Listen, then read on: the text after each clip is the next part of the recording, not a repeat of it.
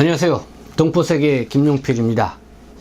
네, 윤석열 대통령 당선인 대선 공약으로 이 재동포청 설립을 내세웠다고 말씀을 드린 바가 있습니다. 이제는 5월 10일이면은요, 이 새 정부가 출범을 하게 됩니다. 그래서 지금 현재 대통령직 인수위원회가 좀 열심히 지금 활동을 하고 있는데요. 이 인수위원회를 이끌고 있는 안철수 위원장도요, 이 대선 후보로서 이 재동포청 설립을 공약으로 내걸었습니다. 따라서 이 재동포청 설립에 이 상당한 힘이 실리지 않을까 이렇게 전망을 해보게 됩니다. 그렇다면은 이 재동포청이 설립이 된다면 과연 어떤 역할을 하게 될 것인가, 또 관심이 커질 수밖에 없고요. 그리고 해외뿐만 아니라 국내에 체류하고 있는 이 동포들에게도 과연 도움이 되는 전당기구가 될 것이냐, 뭐 이런 데도 이 관심이 쏠릴 수밖에 없을 것 같습니다.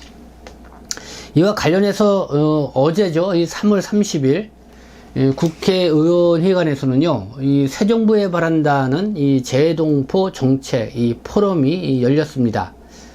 이 세계 한인 네트워크, 또 국회 글로벌 외교 안보 포럼, 또 국가기관 뉴스통신사인 이 연합뉴스, 또 세계 한인 언론인 협회 등 이런 동포 관련 단체와 또 이 전문 연구 기관들이 주최한 이 정책 세미나였습니다. 이 토론의 주요 내용은요, 이 재동포청 설립, 그리고 재외, 이 선거 제도 개선 등 이 새 정부의 이 재동포 정책 방향을 이렇게 논의하는 그런 자리였습니다. 그리고 이 포럼에는 이 새 정부를 탄생시킨 이 국민의힘 쪽 인사들이 또 참여해서 이 축사를 주로 했습니다. 뭐 이준석 당대표도 참여를 했고요. 그리고 박진 의원, 이 박진 의원이 국회 글로벌 외교안보 포럼 이 대표인데요. 참여를 해서 이 축사를 했습니다. 그래서 이들의 메시지가 중요할 것 같은데요. 먼저 이준석 대표 이 축사에서 이렇게 얘기를 했습니다. 열악한 이 재외선거 환경 속에서도 이 소중한 참정권을 행사해 주신 재외동포 여러분께 이 감사의 인사를 드립니다. 윤석열 대통령 당선인이 약속한 재외동포청 설립을 비롯해서 재외동포 권익 신장 정책, 한민족 네트워크 강화 정책 등을 완수하는 데 앞장서겠습니다. 뭐 이렇게 얘기를 했습니다. 그리고 재외동포 여러분들이 자랑스럽고 이 부강한 대한민국을 만들기 위한 이정표를 제시해 주리라 기대합니다. 뭐 이렇게 또 인사를 했습니다. 국회 글로벌 외교안보 포럼 대표 이 국민의힘 이 박진 의원 역시 개회사였어요. 윤석열 대통령 당선인은 750만 재외동포의 수건인 재외동포청 신설을 약속을 했습니다. 이를 통해 부처 간 흩어진 관련 업무를 통합해 효율성을 높이고 한인 네트워크를 탄탄하게 구축해서 전 세계의 한인의 위상을 높이는 데 크게 이바지할 수 있을 것입니다. 이렇게 얘기를 했습니다.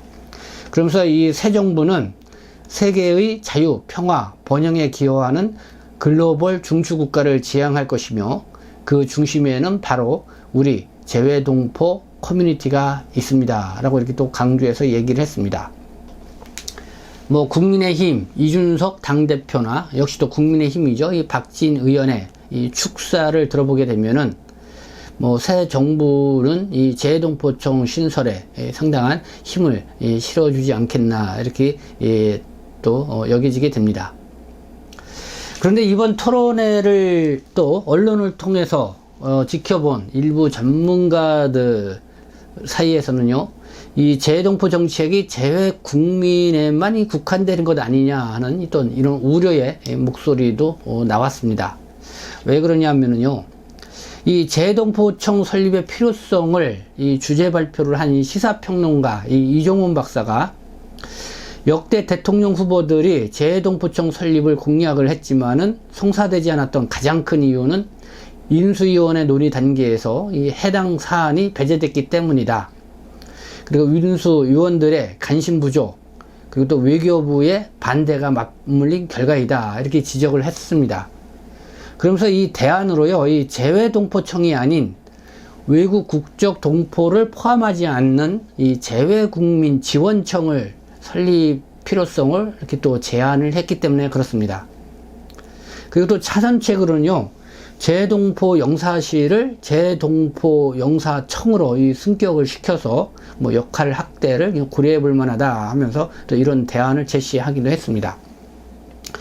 그래서 이 재동포 영사실을 뭐 외교부의 재동포 영사청으로 이렇게 하게 되면은 뭐 외교적 마찰을 줄이고 이 재동포 권익보호 등을 이룰 수 있을 것이다 라는 이렇게 제안으로 제시를 한 것입니다. 그 이종훈 박사가 이번 재동포 정책 포럼에서 이 새 정부에 바란다는 그런 대주제 속에서 이 재동포청 시설의 필요성을 이야기하지 않고 이 재외동포청은 외교부가 줄곧 이 반대를 해왔고 외교적 마찰 소지가 있기 때문에 외국 국적 동포를 포함하지 않는 이 재외 국민 지원청으로 하는 것을 이런 대안으로 제시를 했다. 그래서요, 이 소식을 들은 일부 전문가들 입장에서는 이게 무슨 재외동포 정책이냐, 이거는 또 750만 재외동포를 위한 것이 아니라 250만 재외 국민을 위한 이 동포 정책일 뿐이다고 하면서 윤석열 정부가 또 이렇게 750만 재외동포를 위한 동포 정책이 아닌 250만 이 재외 국민에게만 초점을 둔 이런 동포 정책을 펼치려고 하는 거 아니냐라고 하는 이 우려의 이런 목소리를 내고 있는 것입니다. 네, 뭐 그런 저는 이 재동포 정책 포럼 이후 그런 여론이 이렇게 또 일부에서 일고 있다는 것을 여러분들에게 말씀을 드립니다. 이에 앞서서 이 재외동포 기본법 제정 100만인 서명 동포 시민연대는 지난 3월 24일이죠. 국회 기자회견장에서 이 새 정부 인수위원회에 바란다면서 이 재동포 정책 컨트롤 타워로 이 재외동포처 설립을 요구하고 나온 바 있습니다. 뭐 앞서 제 영상으로 통해서도 여러분들에게 방송으로 보내드렸는데요. 그러니까 이 재외동포처, 그러니까 재외동포청이 아니라 재외동포처가 이 설립이 필요하다 이렇게 요구하고 나온 것인데요. 이 재외동포 업무는 여러 부처로 산재되어 있어서 이 부처 간 협조와 또 조율이 상당히 필요로 합니다. 그래서 이거를 제대로 수행하지 못하게 되면은 이 부처 이기주의 이런 악습에 또 빠져서 오히려 동포들이 이 불편도 갖고 또 불이익을 받을 수 있는 어떤 그런 우려가 있다. 이런 거는 계속해서 지적해서 나오는 사안입니다. 그렇기 때문에 외교부 산하의 이 재외동포청이 아닌 국무총리 직속의 이 재외동포처가 되어야 된다. 뭐 이런 요구를 하고 나온 것입니다. 그러나 이 국민의힘에서 힘을 실어준 이번 이 재외동포 정책 포럼에서요, 외교부가 외교적 마찰 이유로 이 재외동포청 설립을 지금까지 쭉 반대를 해왔다. 그 대안으로 이 외국 국적 동포를 배제시킨 재외 국민지원청을 설립하자 이렇게 또 새로운 주장을 펼치고 나오고 있어서, 그래서 이 새 정부에 있어서는 이 재동포 정책이 후퇴하는 거 아니냐라는 이런 우려의 목소리가 나오고 있다는 것입니다. 그래서 이 새 정부 인수위원회에 다시 한번 이렇게 바라는 바를 전하고 싶습니다.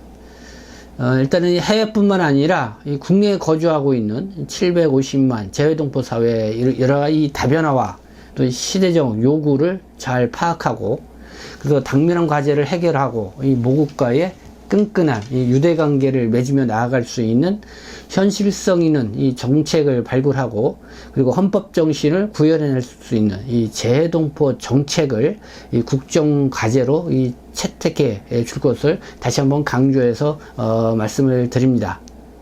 네, 지금까지 시청해 주셔서 감사합니다. 저는 동포세계신문 대표 편집장 김용필이었습니다.